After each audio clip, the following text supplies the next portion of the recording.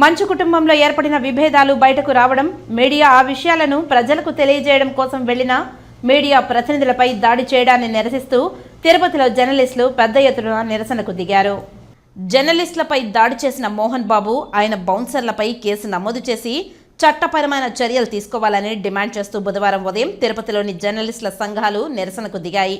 మంచు కుటుంబంలో ఏర్పడిన విభేదాలు రోడ్డుపైకి రావడంతో వాటిని ప్రజలకు తెలియపరచడం కోసం కవరేజ్ నిమిత్తం వెళ్లిన మీడియా ప్రతినిధులపై 2 రోజుల క్రితం చిత్తూరు జిల్లా చంద్రగిరి నియోజకవర్గం రంగంపేటలోని ఎంబీయూ వద్ద మోహన్ బాబు బౌన్సర్లు విచక్షణారహితంగా జర్నలిస్టులపై భౌతిక దాడులు చేయడం, ఆ తర్వాత నిన్నటి రోజు హైదరాబాద్ జట్పల్లిలోని మంచు నివాసం వద్ద మోహన్ బాబు జర్నలిస్టులపై దాడి చేయడాన్ని తీవ్రంగా ఖండిస్తూ తిరుపతిలోని ఎస్పీ కార్యాలయం ఎదుట జర్నలిస్టుల సంఘాల ఆధ్వర్యంలో నిరసనకు దిగారు. మోహన్ బాబుపై, ఆయన బౌన్సర్లపై అటెంప్ట్ టు మర్డర్ కింద కేసు నమోదు చేయాలని కోరుతూ ఏఎస్పీ రవి మనోహరాచారికి వినతి పత్రం సమర్పించారు. వారు పూర్తిగా మద్యం సేవించి ఉన్నారు. మారణాయుధాలతో మాపైన విచక్షణారహితంగా దాడికి పాల్పడ్డారు. దాంతోపాటు కూడా మా వద్ద ఉన్నటువంటి కెమెరాలు, అదే రకంగా సెల్ ఫోన్స్ పూర్తిగా ధ్వంసం చేశారు. చేయడమే కాకుండా అక్కడ ఒక జీప్ తెచ్చి కిడ్నాప్ చేసే ప్రయత్నం చేశారు, జీప్లో ఎక్కించే ప్రయత్నం చేశారు. అప్పటికే మాకు అక్కడ సీన్ అర్థమైపోయి మేము అక్కడ నుంచి కొంత పక్కకు తప్పుకుని బలవంతంగా వెళ్ళిపోయాము. అయినప్పటికీ కూడా అక్కడ ఉన్నటువంటి సిబ్బంది స్కూల్ లోపలికి బలవంతంగా తీసుకొని వెళ్ళి దాదాపు 1 గంట సేపు నిర్బంధించారు.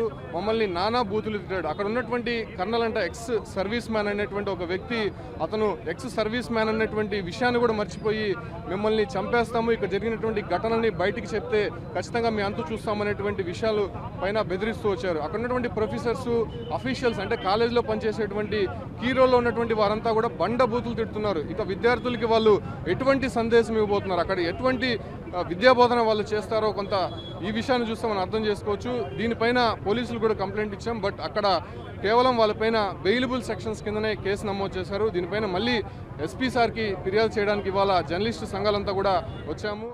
2 తెలుగు రాష్ట్రాల ప్రజలు సిగ్గుపడేలా వారి ప్రవర్తన తీరుందని చెప్పడంలో ఎట్లాంటి అతిశయోక్తి లేదు. వరుసగా ఘటనలు 2 రోజుల క్రితం రంగంపేట విద్యానికేతన్ వద్ద సుమన్ టీవీ ప్రతినిధులపైన మంచు కుటుంబం ప్రోత్సాహం మేరకు కొంతమంది రౌడీలైన బౌన్సర్లు అత్యంత అమానుషంగా దాడికి పాల్పడ్డారు.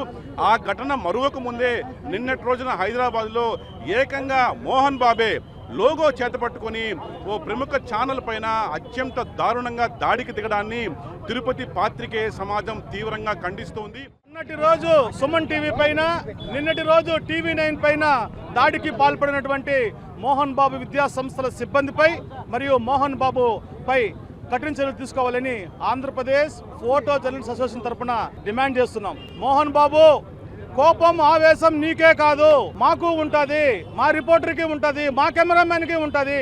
తిరగబడి నిన్ను కొట్టే 1 నిమిషం పట్టదు, కానీ మాకు సంస్కారం అడ్డొస్తా ఉంది. నువ్వు పేరుకే పెద్ద మనిషి, నువ్వు చేసే పనులన్నీ చిన్న పనులు చేస్తావు, చీప్గా బిహేవ్ చేస్తావు. నీ గత చరిత్ర మొత్తం చూస్తే కూడా నేరమయ్యాము. ఇలాంటి చర్యకు పాల్పడే ఎవరైనా కఠినంగా వివరించాల్సిన అవసరము ఎంతైనా ఉంది అనేది జర్నలిస్టుగా మేము డిమాండ్ చేస్తున్నాం. ఖచ్చితంగా జర్నలిస్టులు విధి నిర్వహణలో భాగంగా రోడ్డెక్కి జర్నలిజం చేసే అవకాశము లేని పరిస్థితులను తీసుకొచ్చే రకంగానే దాడులు కొనసాగుతున్నాయంటే ఖచ్చితంగా ఈ దాడులను ఖండించాల్సిన అవసరం ఉంది. వీటికి ఫుల్ స్టాప్ పెట్టకపోతే విధుల్లో జర్నలిస్టులు ఉండే అవకాశం కూడా లేని పరిస్థితులు ఏర్పడే అవకాశం ఉంది.